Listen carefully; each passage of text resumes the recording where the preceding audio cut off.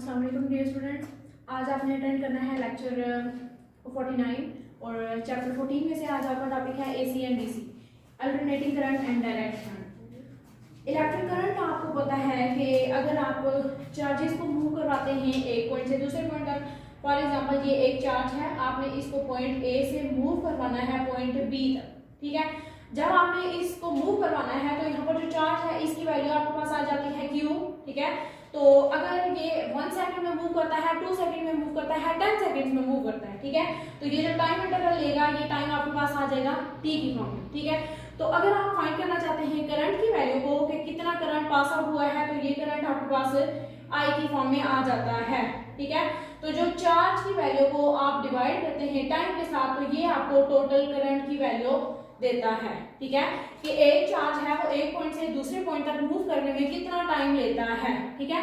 तो इन दोनों के जब आप रेशियो लेंगे तो ये आपके पास इलेक्ट्रिक करंट की वैल्यू आ जाती है, ठीक है। अब जो इलेक्ट्रिक करंट है इसके आगे दो टाइप्स आती हैं, एक तो डायरेक्ट करंट है और एक अल्टरनेटिंग करंट है, ठीक है।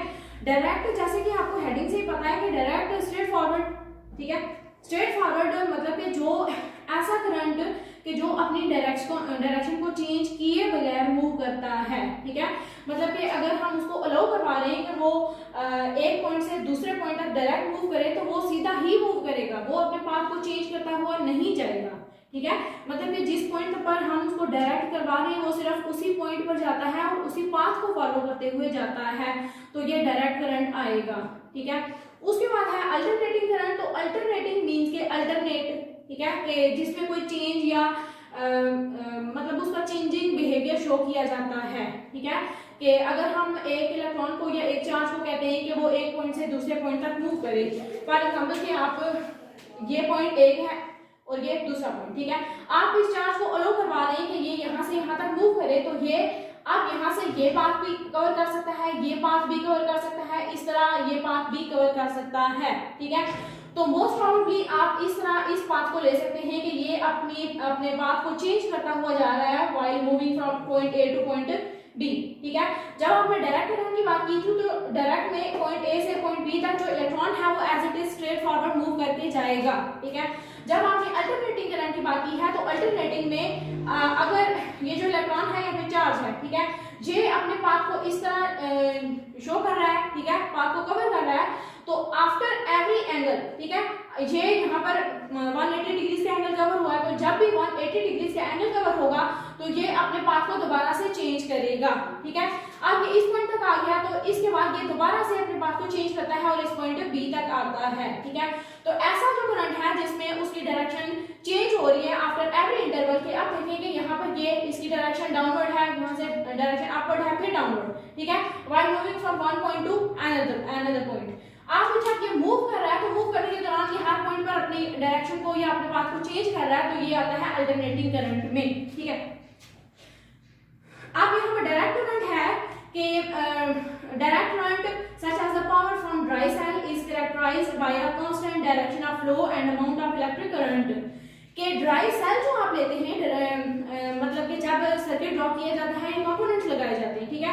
ड्राई सेल है, ड्राई सेल को आप किसी भी डिवाइस में या मतलब कि किसी भी इक्विपमेंट में जब यूज करते हैं तो वो डायरेक्ट करंट आपको देता है, ठीक है, ड्राई सेल, ठीक है। कि ड्राई सेल को फॉर एग्जांपल आप रेडियो में यूज कर रहे हैं तो ड्राई सेल को जैसे ही वो सेल अंदर डाल के उसको ऑन करते हैं तो वो आपको डायरेक्ट करंट देता है, डायरेक्ट अमाउंट ऑफ आउटपुट देता है, ठीक है। तो ड्राई सेल से आपके पास डायरेक्ट वैल्यू आती है, डायरेक्ट आउटपुट आती है, डायरेक्ट रिजल्ट आता है, ठीक है। और उसके बाद है कि जो अल्टरनेटिंग करंट है, alternating current is characterised by a direction of flow and amount of electric current that changes cyclically over time, ठीक है। अब साइक्लिकली मींस टू से कि यहाँ से एक साइकिल यहाँ तक आया, हाफ साइकिल इसका, यहाँ से ये साइकिल चेंज होगा और यहाँ से फिर से इसका साइकिल चेंज होगा, ठीक है। आप यहाँ पर देखेंगे जब ये यहाँ से यहाँ पर मूव कर रहा है तो यहाँ पर टाइम इंटरवल कवर हो रहा है, ठीक है, यहाँ से आगे जाएगा तो मजीद टाइम कवर होगा और यहाँ से आगे जाएगा तो मजीद टाइम कवर होगा, ठीक है।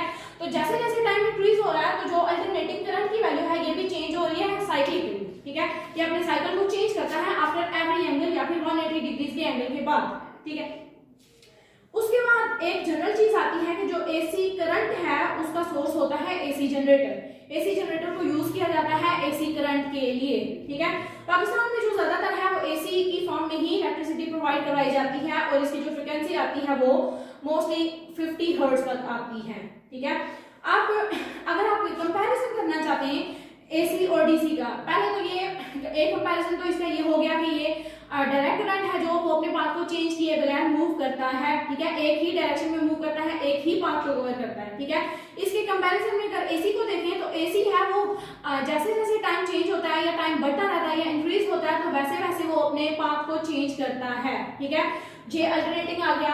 अब अगर आप इनके ग्राफ की बात करते हैं तो ग्राफ में देखेंगे अगर आप एक्स एक्सिस पर टाइम को लेंगे, ठीक है, और वाई एक्सिस पर अगर आप करंट को लेते हैं, ठीक है, तो जैसे जैसे आप करंट को टाइम को चेंज कर रहे हैं या इंक्रीज कर रहे हैं वैसे वैसे ये करंट की वैल्यू जो है ये कांस्टेंट है या फिर एक ही डायरेक्शन में जा रही है। ठीक है, जैसे ये बताया था कि जो इलेक्ट्रॉन ये चार्ज है ये एक पॉइंट से दूसरे पॉइंट तक स्ट्रेट फॉरवर्ड मूव करता है, अपने पाथ को चेंज या बेंड नहीं करता। ठीक है, तो ये उसके एक कंटिन्यूअस को पाथ को शो किया गया। अगर इसके कंपैरिजन में अगर आप आते हैं अल्टरनेटिंग करंट की तरफ तो एक्स एक्सिस में अगर टाइम इंटरवल को आप ड्रॉ करते हैं और वाई एक्सिस में अगर आप करंट को ड्रॉ करते हैं, ठीक है, तो यहाँ पर एक इंक्रीमेंट शो किया गया। ये देखें कि यहाँ पर इसका ओरिजिन है, ओरिजिनल पॉइंट है, ओरिजिनल पॉइंट से जैसे टाइम इंक्रीज हो रहा है तो यहाँ पर करंट की वैल्यू भी इंक्रीज हो रही है। ठीक है, यहाँ से जो वैल्यू इंक्रीज हो रही है इस पॉइंट तक हम आते हैं तो ये मैक्सिमम वैल्यू आती है आपके पास आउटपुट की। ठीक है, तो यहाँ पर जब पीक पॉइंट के ऊपर आएंगे तो आगे मजीद टाइम आप चेंज करते हैं तो इसकी वैल्यू कम होना स्टार्ट हो जाती है।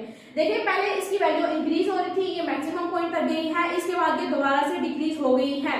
ठीक है, जब यहाँ पर आएगा तो अब ये नीचे नेगेटिव वैल्यू में चला गया। ठीक है, ये मोस्ट नेगेटिव वैल्यू यहाँ पर इसकी पीक पॉइंट के ऊपर आती है। ठीक है, लीस्ट जो पीक इसकी आती है। अब यहाँ से ये इंक्रीज होना स्टार्ट हुआ और यहाँ पर आकर इसने एक साइकिल को कंप्लीट किया है। ठीक है, जब आप डायरेक्ट की बात कर रहे हैं तो ये स्ट्रेट फॉरवर्ड पाथ है इसका। जब आप अल्टरनेटिंग की बात कर रहे हैं तो जैसे जैसे टाइम आप इंक्रीज कर रहे हैं वैसे वैसे इसका जो साइकिल है वो चेंज हो रहा है। ठीक है, इसका ये कंपैरिजन आ गया। इसके अलावा अगर आप कंपैरिजन देखना चाहते हैं, AC can be transmitted to long distance without much power loss.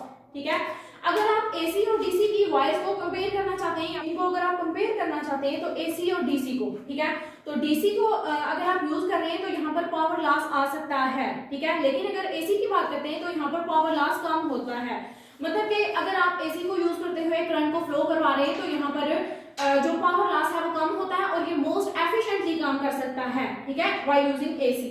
इसके बाद आता है कि AC can B step up and step down. कि अब देखेंगे ट्रांसफार्मर तक पीछे से जो इलेक्ट्रिसिटी आ रही है या फिर करंट मूव कर रहा है, ठीक है, वो सारे का सारा डीसी है, वो डायरेक्ट करंट आता है, उसके आगे कनेक्ट किया जाता है ट्रांसफार्मर को और ट्रांसफार्मर के आगे सारे के सारे कनेक्शंस प्रोवाइड किए जाते हैं बिल्डिंग्स में या हाउसेस में। ठीक है, तो ट्रांसफार्मर तक आने में जो पीछे से करंट आ रहा था वो डीसी है, डायरेक्ट करंट है, और ट्रांसफार्मर से मूव करके बाहर निकलने तक वो एसी में चेंज हो जाता है। ठीक है, अब ट्रांसफार्मर के अंदर जो फंक्शन यूज किया जाता है वहां पर इसको एसी बनाया जाता है। मतलब कि ट्रांसफार्मर में स्टेप अप और स्टेप डाउन का फंक्शन यूज किया जाता है। स्टेप अप मींस के जो वोल्टेज की रिक्वायर्ड वैल्यू है उसको आप इंक्रीज कर सकते हैं और जो स्टेप डाउन है उसमें वोल्टेज की वैल्यू को डिक्रीज कर सकते हैं। ठीक है, तो यहाँ पर स्टेप अप और स्टेप डाउन को मेंशन किया हुआ है कि जो वोल्टेज की रिक्वायर्ड वैल्यू है वो एज रिक्वायर्ड आप इसको इंक्रीज भी कर सकते हैं और डिक्रीज भी कर सकते हैं।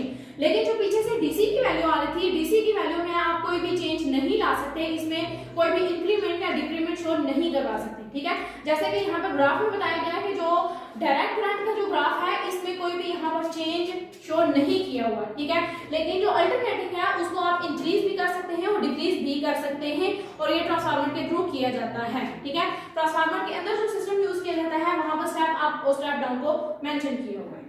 That's it.